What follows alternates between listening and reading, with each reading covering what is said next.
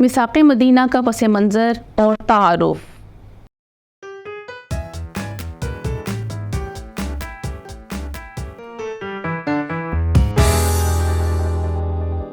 السلام علیکم عزیز طلبہ و طالبات، میں آپ سب کو مون لائٹ انٹرنیشنل پبلشر کے ڈیجیٹل تعلیمی پلیٹ فارم پر خوش آمدید کہتی ہوں۔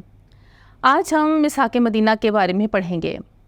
نبی کریم صلی اللہ علیہ وآلہ وسلم جب مدینہ کی طرف ہجرت کر آئے اور انہوں نے مہاجرین کی آبادکاری کے لیے مہاجرین اور انصار کے درمیان مواخات کا رشتہ قائم کر دیا، تو اب نبی کریم صلی اللہ علیہ وآلہ وسلم نے ریاست مدینہ کی بنیاد رکھنی تھی۔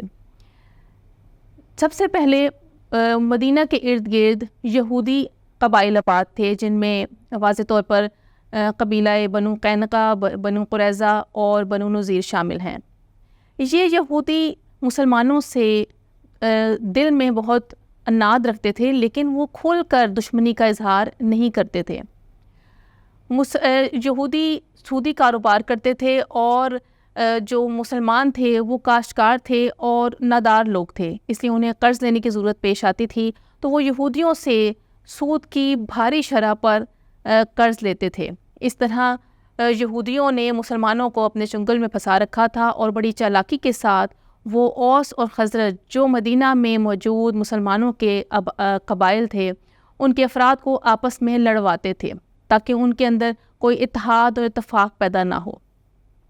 جب نبی کریم صلی اللہ علیہ وآلہ وسلم نے رشتہ مواخات انصار مہاجرین میں قائم کیا اور اس سے مسلمانوں کے درمیان ایک بھائی چارے کی فضا قائم ہوئی، ایک دوسرے کے لیے قربانی دینے کا جذبہ پیدا ہوا اور امن اور سکون کا ایک ماحول قائم ہو گیا، تو یہ چیز یہودیوں کے مفادات کے خلاف تھی۔ نبی کریم صلی اللہ علیہ وآلہ وسلم کے خلاف ہو گئے یہودی، اور اس کے ساتھ ساتھ قریشی مکہ جن سے آزاد ہو کر مسلمان مدینے میں آباد ہو گئے تھے، وہ بھی مسلمانوں کے خلاف تھے، وہ مسلمانوں سے دشمنی رکھتے تھے، اور ان کو یہ بات سخت ناگوار گزر رہی تھی کہ مدینے میں مکہ سے ہجرت کرنے والے مسلمان ایک آزادی کی سانس لے رہے ہیں اور ایک پرامن اور پرسکون فضا میں رہ رہے ہیں۔ لہٰذا یہودیوں اور قریش مکہ کی آپس میں سازشیں شروع ہو گئیں۔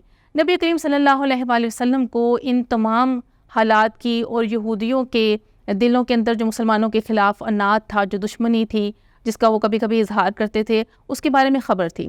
اس لیے نبی کریم صلی اللہ علیہ وآلہ وسلم نے ریاست مدینہ کو مستحکم بنیادوں پر قائم کرنے کے لیے یہودیوں کے ساتھ ایک معاہدہ کیا۔ یہ امن کا معاہدہ تھا جسے میثاق مدینہ کہتے ہیں۔ یہ معاہدہ دنیا کا پہلا تحریری دستور ہے، اور اس کے اندر مدینے میں رہنے والے تمام قبائل کو ان کا تعلق کسی بھی مذہب سے ہو، سب کو مذہبی آزادی حاصل ہوئی اور ان کے تمام حقوق جو ہیں ان کا تحفظ دیا گیا۔ میثاق مدینہ سے مسلمانوں اور یہودیوں کے درمیان جو معاہدہ قائم ہوا، اس سے مسلمانوں کو تحفظ حاصل ہوا اور مدینہ کی ریاست کو تسلیم کر لیا گیا۔ امید کرتی ہوں کہ آج آپ کو میثاق مدینہ کا پس منظر اور تعارف حاصل ہوا ہوگا۔ اللہ حافظ۔